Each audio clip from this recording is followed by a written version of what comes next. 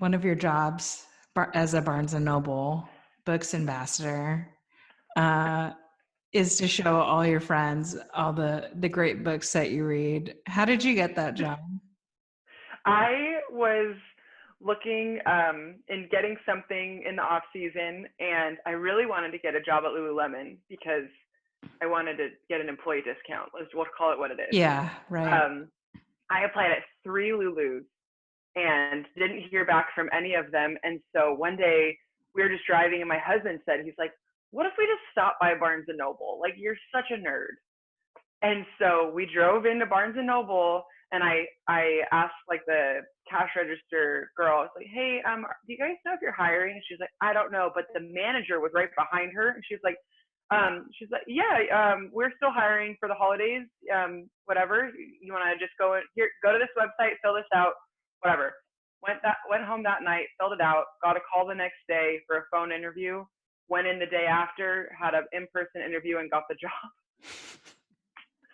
The first thing she says when Sounds we like sat fate. down, she's like, "Yeah." She's like, "So I see you have zero experience other than sports. This isn't a great start, but yes, that's correct." I've never sold anything. And then, have you always been kind of an avid reader, or was that something that started later in life?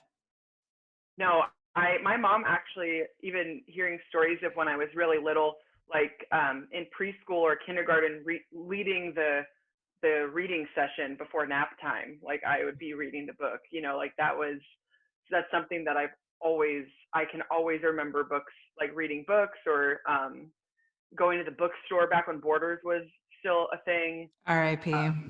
Yeah, God, that was a rough time for all of us. Right. But yeah, no, it's been my whole life. Even in college, when I didn't have a lot of time to pleasure read, I still would bring a stack of books with me when I moved in to be like, you know what, just in case I can read. Right. Yeah. Yeah. What genre is your jam, or do you have several? I have one main jam, and it's World War II Holocaust era. Oh, I will read. uplifting. I know it's very, very fun. It's so dark. It's like the worst.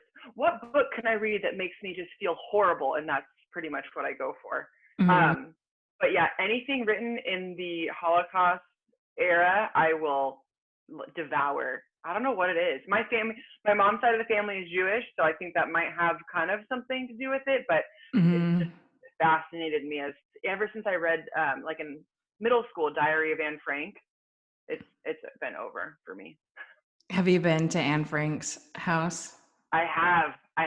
Yes, I waited in line.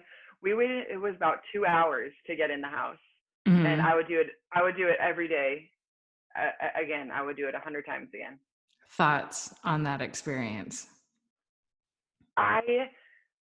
Gosh, it's actually kind of crazy because I've been thinking about her experience and what I learned from her book through this time, because it's hard for people to be cooped up, but there was not a negative thing about what she said or what she learned. She still was able to grow and learn through a time of where you literally couldn't speak in the house because they were afraid of getting found.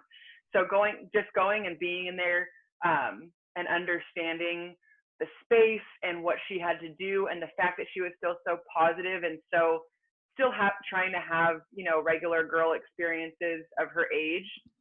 I mean, you just think about it and it just puts your life into so much perspective, and I always am inspired by her and what she's going through. And it makes me try to take the positive out of now, where it's like, I've got Wi-Fi, like it's cool. I'll sit at home. I've got stuff, so it really switches your perspective. Yeah. So do you feel kind of like an Anne Frank of the modern era? You know what? Yeah, I'm as dramatic as that sounds. I'd like to think that she'd be proud. Yeah. Oh, the drama. I'm sure. Yeah. I mean, some people are behaving that way. Like it's. Yeah.